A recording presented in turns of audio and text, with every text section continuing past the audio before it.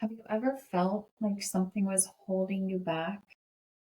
Like something stronger than fear?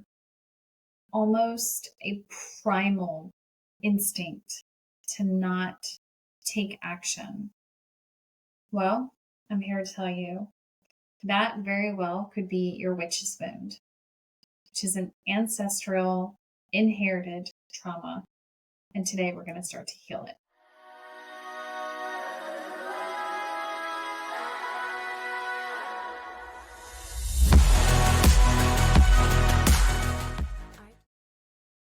So in today's video, we are taking a deep dive into the witch's wound. What the heck is the witch's wound? It's so interesting when I have brought up this term before, how activating it can be in the body, right? We'll see that some people are like, well, yeah, cool, witch. And then others are like, whoa, like slow your roll, Nancy. What are you talking about? I'm not a witch. Okay, so the witch's wound has nothing to do with being a witch. It has nothing to do with witchcraft. What it has to do with is the collective rooted trauma that we as women carry in our bodies because our ancestors were persecuted. Okay, I've got notes here. You guys know I always have this. So we have gone through centuries of persecution when it comes to just being a woman. So this has created this primal fear when it comes to showing up, when it comes to getting paid for our services, when it comes to sharing our gifts with the collective. Okay, so this is something very, very deep rooted within us, and it's having a severe and substantial impact on us as women, especially business women. Okay, is this something that you're relating to? I would love to hear in the comments if this is something that you're connecting to. If you are a woman who has felt a call on her spirit to step into serving the collective, but yet find yourself struggling with trusting yourself. So maybe we've got some overanalysis paralysis going on. We're struggling with the fear of saying the wrong thing. I'm going to say the wrong thing and upset someone, or it's going to result in my rejection. Okay, is this you? I'd love to hear that one. Are you a rejection? Are you overanalysis paralysis? Share with me. Maybe we're self-conscious and we're afraid that if we put ourselves out there, we're going to be ridiculed, and we can't really handle that type of ridicule because we're already struggling with insecurity. Is that you? Put that in the comments for me as well. Okay. The witch's wound affects us all differently. And because of this, we're going to be showing up in our wounded energies differently. So let's talk about some signs that you're struggling with a witch wound. Okay. So you might experience it as a fear of being too visible. Like you're afraid of being seen. Okay. We hesitate in speaking our truth. We worry about being judged for our spiritual gifts, right? We feel self-conscious. We feel, maybe we'll chalk it up to being shy, but yet in the right environments, we're not shy at all, right? So it's this fear of, I'm going to say or do the wrong thing, and there's going to be a catastrophic consequence. This is really what it all kind of boils down into. I want to take you back to my own story when it comes to the discovery of my witch's wound and how it impacted me. And I want to know if anyone can relate to this. Okay, so I'm going to take you all the way back to when I was a child. I was about 7 years old, and I started having memories of a man who I had never met in an environment that I knew I had never been in. And I knew that I loved this man very much, and he loved me very much. And I didn't understand these memories. I couldn't understand why I would have memories of something that I know could not have happened. And so I struggled under this. I struggled under this fear that there was something wrong with me. I knew I shouldn't talk about these memories. and I didn't understand them. So I had no one to talk to about these as a child. And then I also had on this other side, I didn't understand, who is this man? Why did I feel such a deep love for him? Why would I literally sit in front of my nightlight and cry and ask, why did you leave me here? I don't want to be here. I want to be with you. Where are you? I don't understand what is happening. Okay, so this happened throughout my childhood. This feeling of, I don't belong here. Something is wrong. I'm having memories of other things that I really shouldn't even have memories of, that I can't explain, that I don't feel safe talking to other people about. And I feel like I have been abandoned. I have been abandoned by this man that I deeply loved. And I'm now with this family that I don't feel loves me or wants me or accepts me. And I feel isolated and alone. Okay, so this is a very common experience, not maybe the memories, but that feeling of isolation, feeling like we don't quite fit in with our environment. Like we can't quite make sense of the other human connections. It's like we're always on the outside looking in, trying to understand like why do they get each other? Why do they have that kind of relationship? But that isn't for me. Can you relate to this? I would love to hear again in the comments if you can relate to that, because this means that you most likely have a witch wound. Okay. You came in with this and you're here to heal it.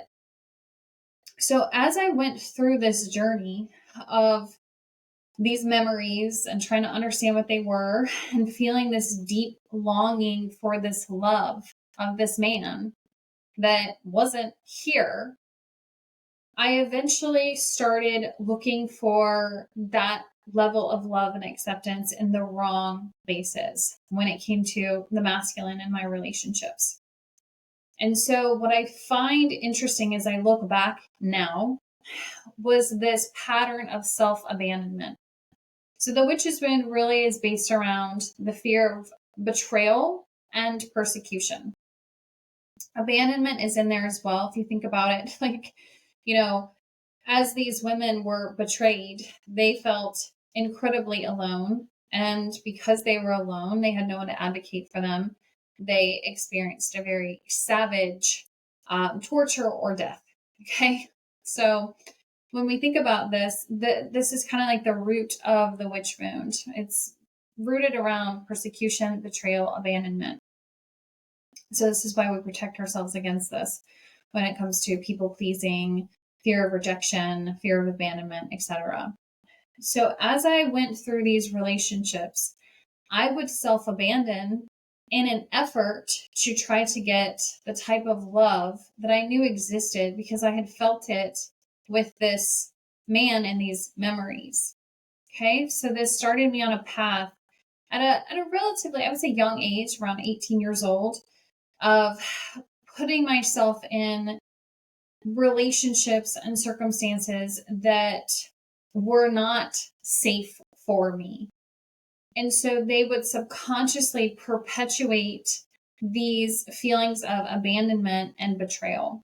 A lot of times when we have a witch wound, we will find that we are subconsciously attracted to people that have narcissistic tendencies, people that really want to use us because of our innate gifts and abilities.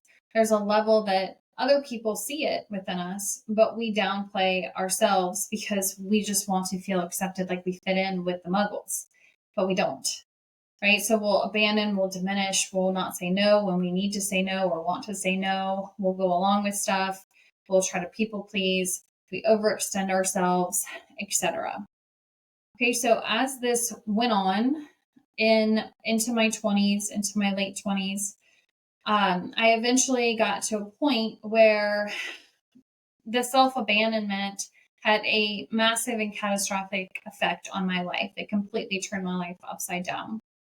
And it wasn't until my early 30s that kind of like the dust had settled from that experience that I started kind of remembering these memories from childhood Because as I was getting older, I just started kind of suppressing them and trying to ignore them. And like they weren't real. There was nothing I could do about them, right? Couldn't talk to anybody about them. Not anybody. I never felt safe talking to anybody about them. Has anyone else ever had memories like that? Or they're like, I know, or like abilities. Maybe you see ghosties, maybe you speak to spirits, and it's like, I can't tell anybody because, who knows who's going to come cart me off kind of thing. Like this massive fear of like, oh my gosh, everyone's going to think like I'm crazy or I've lost it or I'm a weirdo, right? I would love to hear, is that you? So in my early 30s, these memories started coming back. And I got very, very curious about them at that point. I had recognized that because of those memories, I had made a lot of wrong turns. And now that they were coming back, I felt like there was an invitation to allow those to help me recalibrate. And so I started digging in. I actually started researching past lives. I learned about twin flames. I learned about astrology and the connections of karma and all of these different things. And I finally had a past life regression. Well, through that past life regression, I was able to tap in and tune in more to the memories that I had had as a child. I learned that the man, his name had been Michael, and he had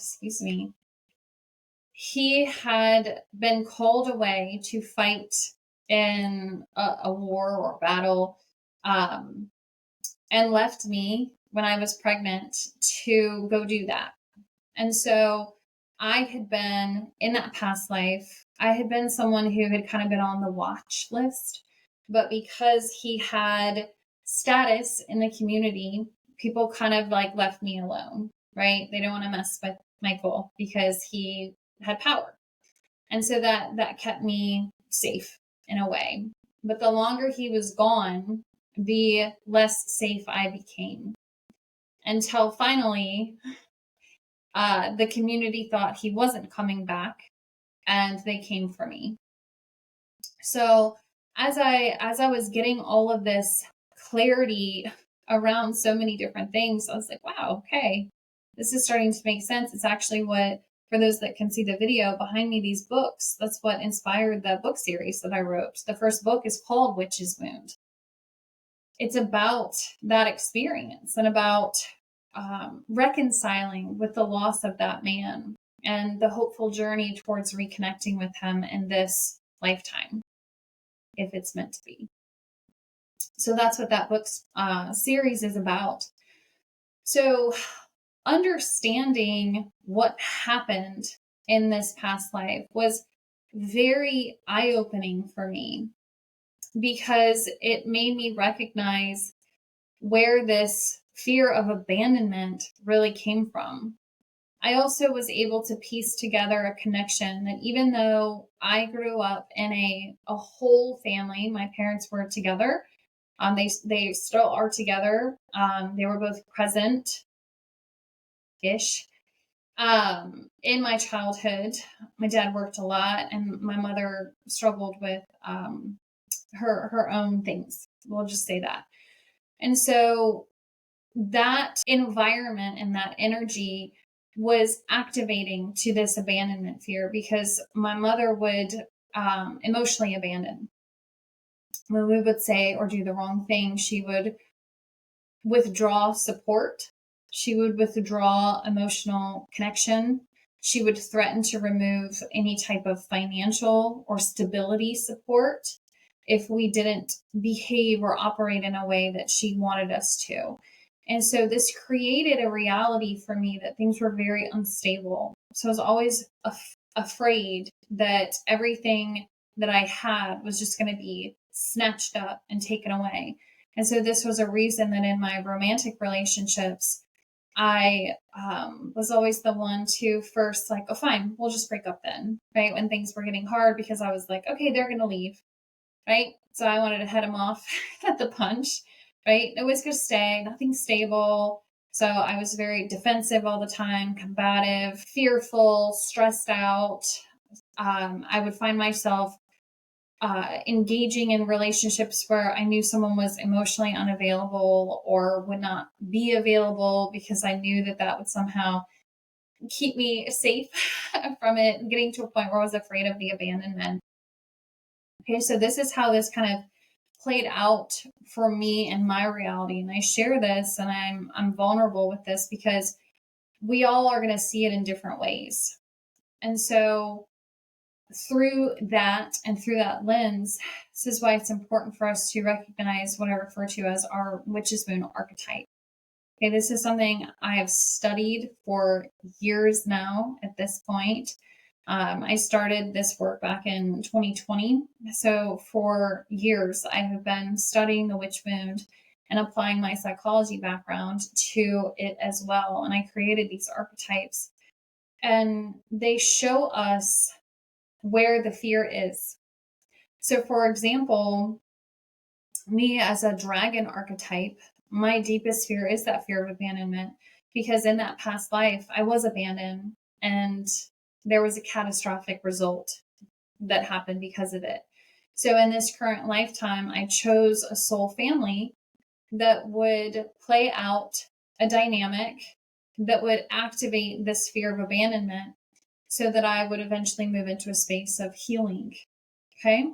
So we'll see this with other archetypes. For example, my possum archetypes have this overanalysis paralysis, this fear of, I'm going to make a mistake. This impacts their businesses significantly because they're terrified of starting. They're terrified of failing. They're terrified of what's it going to look like? Am I going to upset people for doing this instead of taking the traditional route, etc.? So the different archetypes struggle with different things. And understanding the archetype is going to help us actually understand what happened in this past life. It's all connected. Hey, Nancy here. If you're resonating with this video, then I want to invite you to take my Witch's Wound archetype quiz. It's really, really quick. It's going to tell you what your Witch's Wound archetype is and give you some tips on what happened to the past version of you and or your ancestor, and understand how you can start working on healing that archetype and your witch's wound.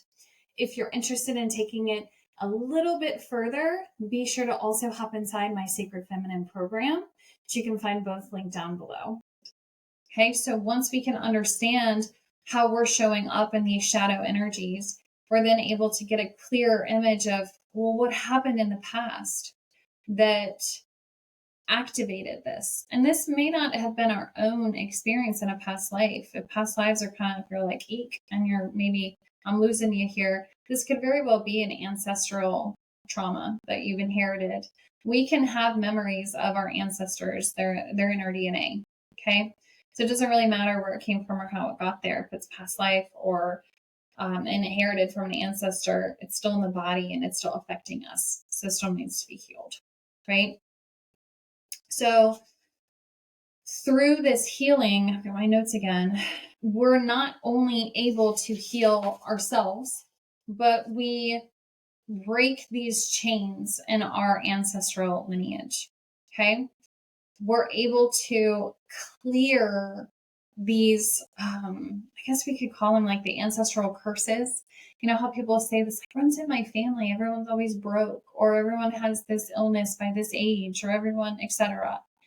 That comes from this inherited persecution wound. Okay. So when we go and do this intentional work to heal, not only are we healing ourselves and our own experience, but we're helping our ancestral line to have peace and closure. And we're also stopping it from passing on to future generations. Okay, so let's talk a little bit about what we can do to actually heal this. I think you understand at this point why it's important to heal. It's affecting our businesses. It's affecting our relationships. It's affecting every aspect of our life, our worthiness, our money, our health, all of these beliefs that we've got stored in our body around our reality. They're being projected into the world for us to experience because we believe them, right? How many times have we seen someone, maybe ourselves, experience a self-fulfilling prophecy, right? We're so afraid someone's going to leave us that we behave in ways that make it so people have to leave us because we're too toxic. I'll own that. That used to be me. Okay, so we fulfill these prophecies. I'm not good enough. I'll never be able to make money. So then we do things to sabotage our success and our businesses, maybe our jobs, our careers, right? So we do these things because we believe that's the reality. And as long as that reality is truth in our consciousness, it will manifest as truth in our reality. Okay, so here are the 3 action steps I want for you guys to take that I typed everything out today that I want you to take to start working on healing this deep inherited wound. Okay, so the first step, I already talked about it a little bit, is understanding the archetype. So I created a quiz. It's pretty simple. You can take it. It takes like 2 minutes. That is going to help you learn what your witch's wound archetype is. I want to invite you to take the quiz. And I also want to invite you to make sure to read the instructions when you go through it, because it's very clear. We need to make sure that we're answering the questions from our most wounded perspective. Okay, so people read the answers and they're like, well, I wouldn't do any of these things, because they're reading them from a perspective in this moment right now saying, well, I understand that all of these are toxic. I don't want to say that I do any of them. So we have to kind of set that part of us aside and really be accountable to ourselves and really be honest with ourselves and say, okay, in my most wounded, not being my best self, how would I react in this situation? Because this is shadow work. This is allowing our shadow aspect to come forward, raise her hand and say, this is how I am self-sabotaging our life. Okay, so we have to be willing to allow her to speak, allow her to step forward without any judgment of it or denial. Okay, so the awareness is a huge part in starting to heal this. How often have we found that when it comes to some type of action, maybe it's even, I'll use an example, I used to be a competitive gymnast, okay? So trying to do a skill, trying to learn a new skill, you're going, you're trying, and then you see it on video. Back then it was like you actually had to have the camcorders, right? I'm kind of, sorry, that's my knee. We're kind of aging myself here, but you would see something or you become aware of something. It's like, oh, that's what it is. And so once that enters the awareness, you are then able to apply what it is that you learned. And then it shifted everything. So I would learn, oh, I'm not extending my arms up all the way before I try to twist in my double twist layout. Okay. So it's like we become aware and it's like, I see it now. So this is a huge step in allowing for this wound to start to heal. Okay. So I want to make sure that we are acknowledging these things though. Again, no judgment. All that doesn't serve us. There's no benefit of being in a space of judgment for how we behaved when we were trying to survive. Okay. Only compassion. So my note here, the first step is recognizing what this wound is influencing your decisions and emotions. Hold space for yourself with compassion. Okay. So taking that quiz, understanding your archetype, getting an idea of, ooh, yeah, I do that. Oops. We're then going to be able to recognize how that stuff is impacting our decisions. And we can start holding space for ourselves with love and compassion and say, gosh, this isn't even mine. This is what I inherited. How loving of me to be the one to heal this for everyone. Now I'm aware of it, right? The second thing that we can start doing to heal is to implement some type of spiritual practice, okay? Meditation, journaling, energy healing, something that is going to allow you to connect more deeply with this version of yourself and hold space for her. Okay, so if it's journaling out and saying, I want to get to know you, using your imagination to feel into what could this version of me or my ancestor have experienced. Let yourself start tapping in to those cellular memories. Let yourself start channeling. Where does our imagination come from? It's not just out in the ether. It's from stored information in our DNA and channeled information. So allow yourself to tune into that. Allow yourself to witness what it teaches you. Okay. You can do the same thing with the meditation. You can go in trying to just clear your mind and open yourself up. Say, hey, I'm here for you now. I want to connect with you. I refer to her as our wounded witch. Okay. I'm here for you now. Show me what you need from me so that we can heal. And just allow for the information to come in. We want to make sure when we're seeking answers, we don't ever try to force it. Okay. We just want to be open. We want to be open. And not often will come in that meditation. It'll probably come in a dream, or when we take a shower later before bed, or when we're cooking dinner and we're not thinking about it. And it's like, oh my gosh, like a memory will flash in your mind. You're like, whoa, this is explaining so much. So jot it down and then meditate on it before you go to bed so you get more, right? Energy healing is important too. We hold our witch's moon in our lower 3 chakras. We hold them in the root, the sacral, and the solar plexus. Okay, I call it the witch's moon trinity. So we've got that wounding in this core center of us: safety, the creativity and how we express ourselves, and our identity, which is the solar plexus. Okay, this is where that witch's moon lives. So if we want to do some intentional energy healing work on ourselves, maybe do some root chakra work or sacral chakra and solar plexus chakra work, learning how to do some somatic exercises for those spaces on the body as well would be really, really healing. And then the third thing that we want to do is we want to start to work on embodying our feminine power. Okay, so we want to engage in activities that connect with the body, such as movement. I just started getting ahead of myself with the somatic movements, and also practicing things like cycle syncing, syncing with the moon, connecting into earth. Like I was saying, earth magic. I really consider that just like gardening and herbs and things like that. Being mindful of our nutrition, the nutrients that we're putting into our body, reconnecting back into the planet, really starting to allow ourselves to tap into what we probably enjoyed as children. I don't know about anybody else, but when I was a kid, I used to like make potions, in the yard when it would rain, like the mud, and I put grass and for those little onions, like the green onions that would grow in the yard, and flowers, and I'd make some kind of concoction. You can do that with your cooking. You can do that with recipes, but do something that really allows you to feel connected into creation and connected into a nurturing energy that's going to allow you to manifest and create something that's yours. So our feminine power is deeply tied to our bodies. Syncing your work with your menstrual cycle or practicing sacred movement can help you reconnect with that energy. Okay. So what next, right? We need to really work on healing this as a collective.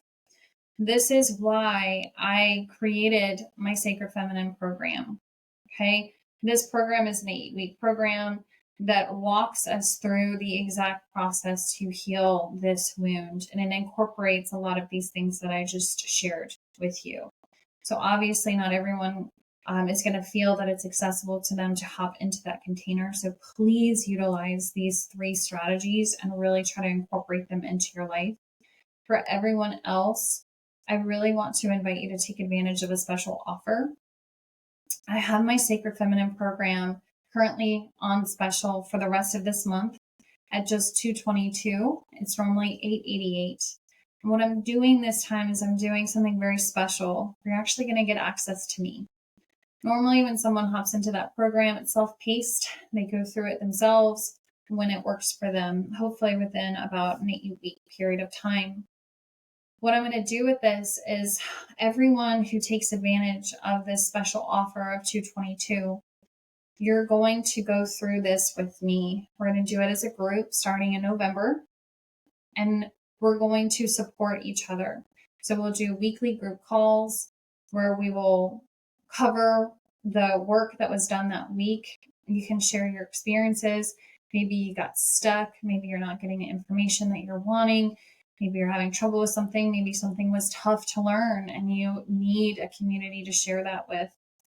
That's what this is going to be for. I've had so many experiences when I have done this in the past where I've been able to go in and channel, and I've been able to see what happened to these individuals in the past and share this information.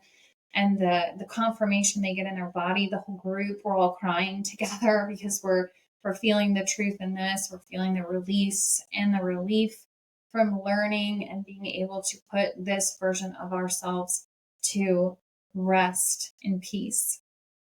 So this is a very, very beautiful transformative process. And so if you feel at all called to be a part of this, there's a link down below in the description where you can get registered, or if you want to just comment Sacred Feminine down below in the comments, I'll make sure that the team drops you that specific link, and you'll see on that page a discount code that you can use. And everyone who uses that code will be able to access the group coaching aspect that starts in November. So I really, really hope to see you there. And I want to just end this really quick with an invitation. So reflect on an area of your life where you have seen these types of cycles playing out, whether it's sabotaging relationships, sabotaging money, blocking yourself in your business, playing small, holding back. How has your witch's wound been showing up in your experience? I would love to hear about that in the comments, where you're seeing it, in what category you're seeing it play out. Okay? So if you're ready to dive deeper, comment Sacred Feminine. And for everyone else, thank you so much for being here, for being in this space, for holding space for yourself and doing the deep sacred work of healing. I honor you, sister. Thank you. And I will see you on the next video.